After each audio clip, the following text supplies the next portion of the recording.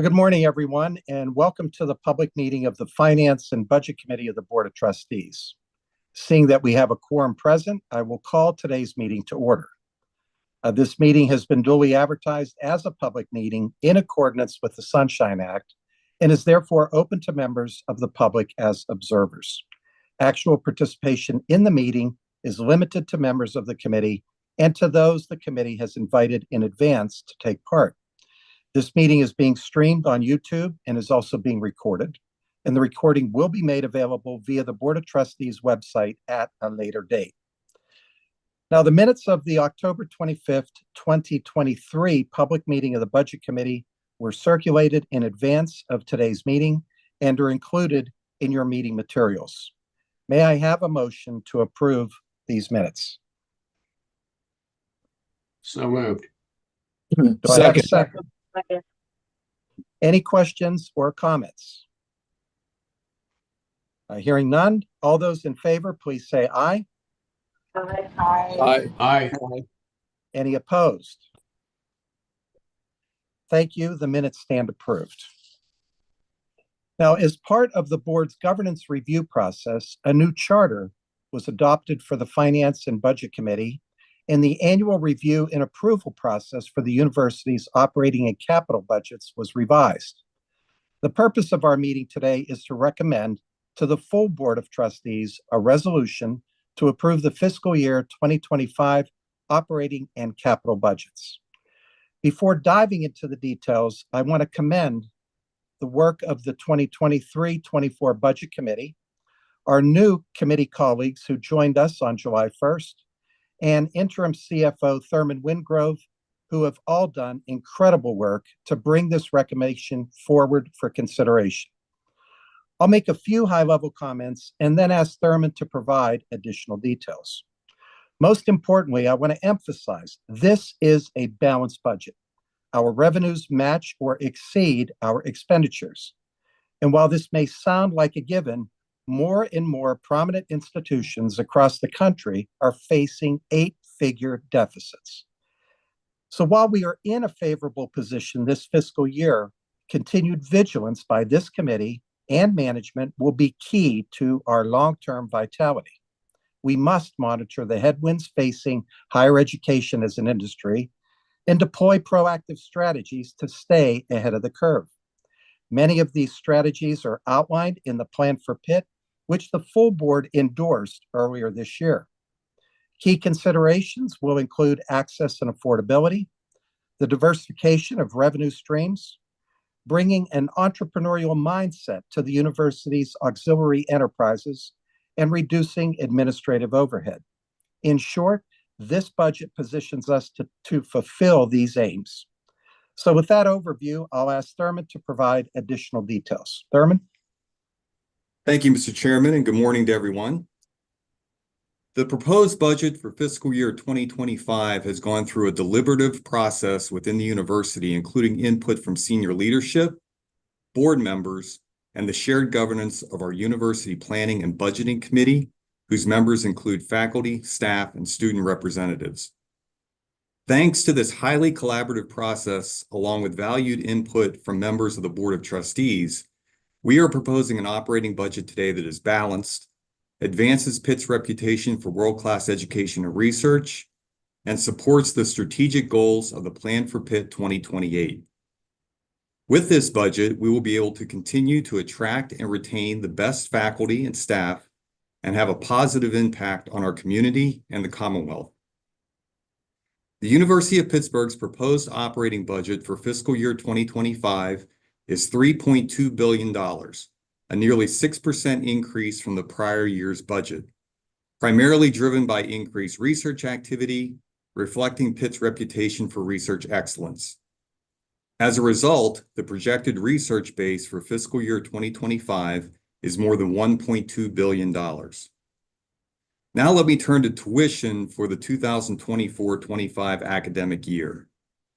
Pitt's tuition rates are designed to ensure the university continues to deliver an exceptional educational experience while balancing the needs of students and their families. As a result, The proposed budget includes the following tuition rate increases for the next academic year. Tuition will increase by 2% for in-state undergraduate and graduate students. Out-of-state undergraduate and graduate students will see a 4% increase in tuition. And finally, there will be no tuition increases at the regional campuses. To put the in-state tuition increase on our Pittsburgh campus into perspective, students will see an average increase of approximately $200 per term. Over the past 6 years, tuition for in-state undergraduate students has increased at an average rate of slightly more than 2%, well below the rate of inflation. In support of education affordability, this budget proposes nearly $300 million in financial aid to students and their families, an amount that has increased by nearly 45% since 2019. In fact, more than half of all students, in-state and out-of-state, receive financial aid beyond the in-state student discount. Reflecting competitive market rates and inflation, the proposed fiscal year 2025 budget also reflects increases in housing costs, which will go up by an average of 6%, and meal plans will increase by an average of about 5% on the Pittsburgh campus. In recognition of their dedication and hard work, the proposed budget recommends a 3% salary pool increase for our non-represented faculty and staff and our represented faculty members. This reflects the university's desire to continue to attract and retain top talent and be an employer of choice. The proposed capital budget of $265.2 million is strategically focused on projects and initiatives that align with the Plan for Pitt 2028, specifically development of BioForge and the building at 5th and Halkett, which will serve as the new home for Pitt's School of Health and Rehabilitation Sciences. The proposed capital budget also funds the purchase of the former Pittsburgh Athletic Association located on 5th Avenue across from the cathedral. We welcome the news of an approved state budget last night, as 100% of the general Commonwealth appropriation funding helps to fund tuition discounts for Pennsylvania students. As always, we are committed to looking for new ways to reduce expenses. We continue to reduce costs through a broad range of initiatives, including streamlining operations, sharing services, emphasizing sustainability, and improving productivity through system enhancements.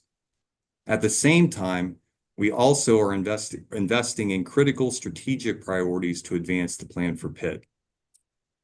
I want to close by thanking the Pitt community for its support during the legislative process, and I want to express my appreciation to the University Planning and Budgeting Committee and this Board of Trustees for tackling the many challenges associated with this year's budget.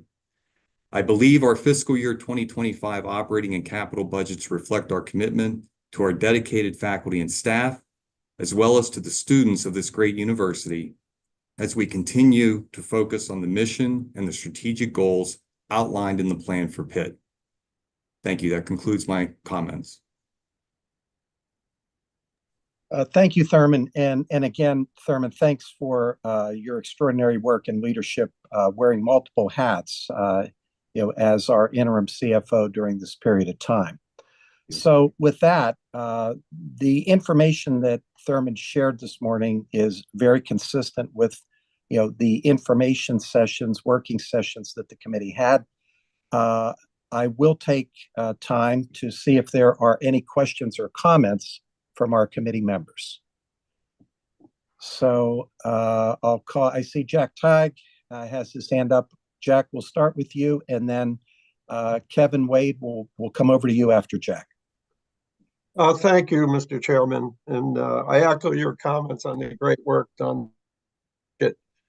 Thurman, my question is based on the Commonwealth's approval of our funding last evening, I guess. Can you just break out for us again the $208 million and what components make that up? I know there's the rural initiative and some other issues with the School of Medicine. And we base funding of, what is it, 155 million? Correct. Yeah, can you just review that quickly? So, Melissa, if you can go back to the previous slide. So yes, the total appropriation for the university is the $208.6 million that you see here. The general support appropriation that is in our legislation is $151.5 million. And then the rural education outreach component, which serves the primarily the Bradford and Titusville campuses, was $3.4 million, but it's now receiving an increase up to, I believe, now 3.7 or $3.8 million based on the legislature's approval last night.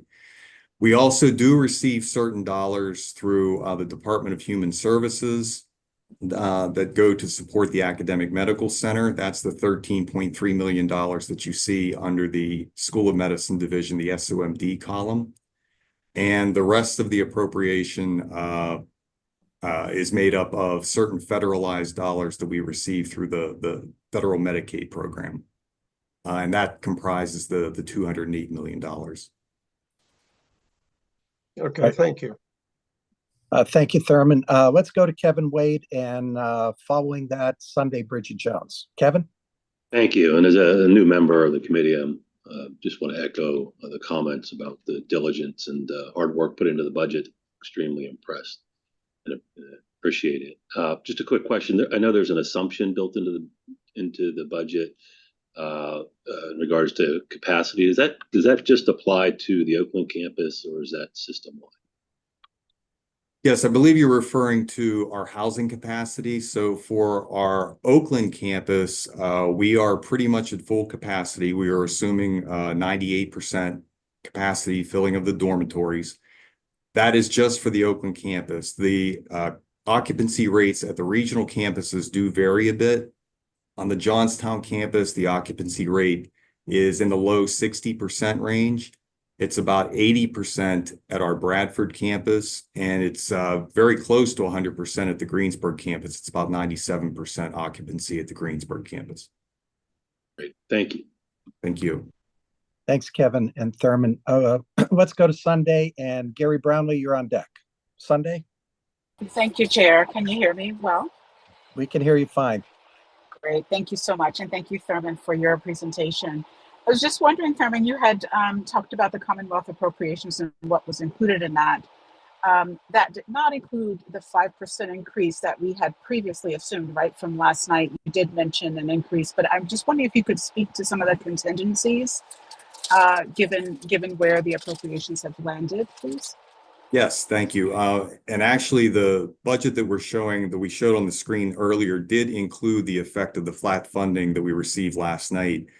But we did have to take several steps as we were building the budget this year to ensure we had contingencies built in just in case those funds were not received.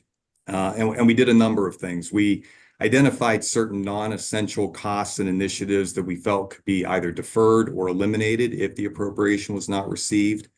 There were also certain initiatives that we felt could be perhaps partially funded or cost shared with existing budgets in the schools and the units. And finally, we looked at certain costs and commitments that we already had in the budget for a certain number of years. We looked at the potential for extending those payback periods over a longer period of time, thus reducing the amount of the budget impact in fiscal year 2025. So we took a variety of approaches and examined all of those possibilities, and were able to develop enough of those contingencies to address the situation if we ended up with flat funding, which we did. Okay. Thank you, Thurman and Sunday. Gary, over to you. Thank you, Larry. Thurman, I have a technical question. Was this budget built in its entirety using the new restart model? What you're seeing reflected in the budget document that we're presenting is not necessarily in the restart model format. The restart model format pushes all of our revenues and expenses down to the individual responsibility center level, the school level. This is at a higher level. So while it does reflect all of the financial activity at the university, It's not necessarily being shown in the format that we use for the new budget model. Okay. I know that you were rolling out the restart model a couple years ago. Has that been fully implemented? It has. Okay, Fiscal year good. 24 was the first year of full implementation. Yes. Okay, great. Thank you. Thank you. So Thurman, why don't you just ask a follow-up to that? That should reflecting Gary's question in your comments, this budget reflects the feedback from the respective deans at the schools and the other responsibility centers. Absolutely. Right. It's more of a format. It's not in the format of the new budget model, but it certainly reflects all of the input and all of the financial activity of the new budget model. Thank you. I do not see any other hands raised. While you're thinking if there's any final questions, I do want to take a minute to thank my colleagues on the committee. We've had, as you might expect, we've had a lot of information meetings, and your feedback, your questions, I found very insightful, very helpful in terms of getting us to where we are today. So, thanks to everyone on the committee. So seeing no questions, at this time, I will entertain a motion to recommend the fiscal year 2025 operating and capital budgets to the full Board of Trustees for consideration. So moved. May I have a second? Second. Is there any further discussion? Hearing none, all those in favor, please say aye. Aye. Aye. Aye. Any opposed? Any abstentions? So thank you. The fiscal year 2025 operating budget and capital budget will be forwarded to the full Board of Trustees for their consideration later this morning. So there being no further business for the committee's consideration today, again, thank you for your time, your work, and the meeting stands adjourned.